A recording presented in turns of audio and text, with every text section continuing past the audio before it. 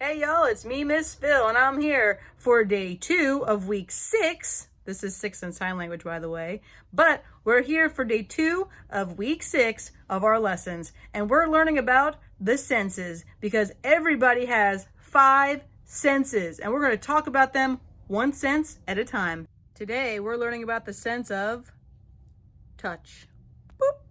Here's some cool things that you might not know about our sense of touch.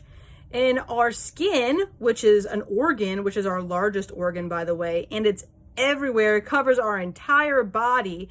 Everywhere on your skin, you have these little things called touch receptors. There are over 5 million touch receptors all over your skin. 5 million!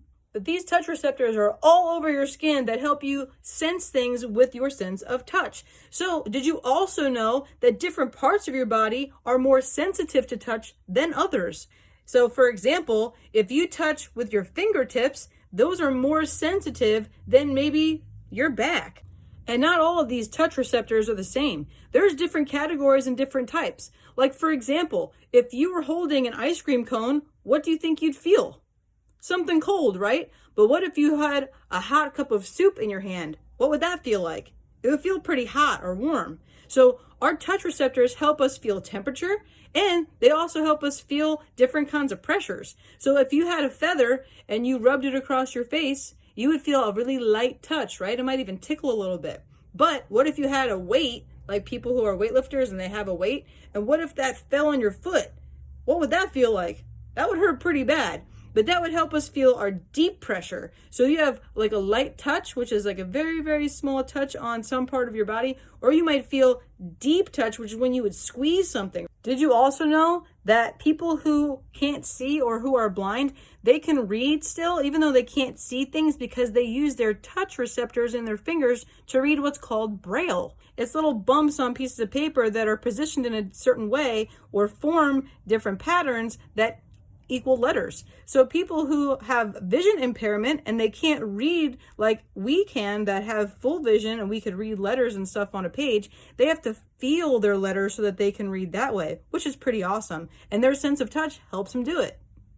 Our sense of touch is really important though, because it actually helps us to know where there might be danger around, right? Like if it's super cold outside, we know that we need to get a jacket because being in the really cold weather is not safe for us. Or maybe you touch something that's really sharp. Have you ever grabbed something and it pinched you or poked you and it hurt?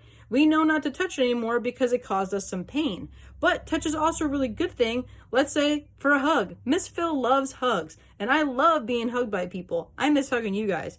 But we have a sense of touch when we hug people, and it makes us feel really great too. So touch is really important. It helps us to know when things are maybe dangerous for us, and it helps us to feel better. And like I mentioned earlier, our skin has touch receptors all over it, but different places have more touch receptors or more sensitive touch receptors than others. Like our lips are pretty sensitive, right? But maybe our ankles aren't as sensitive. Our back is actually not as sensitive as maybe our hands. So there are different places in our body that might feel more sensitive, or we might feel things a lot better or easier than we would in other places of our body. Here's a little experiment that you could do as far as touch receptors go on your back. Now, you can't do this to yourself, so maybe mom or dad or somebody who's with you, they could help you out. But here's what you would do. Let's pretend that this is Miss Phil's back or somebody else's back, and I take 2 fingers. So you could either do 1 finger or 2 fingers, but don't tell them how many fingers you're using. If you're going to use 2 fingers, though, you want to split them apart like this. Don't put them together. You want to split them apart a little bit, and you're going to touch their back at the same time with both fingers. Not one and then the other, because that won't work. You want to do both fingers at the same time touching them. And then ask them, how many fingers do you think I'm touching you with? And then see what they say.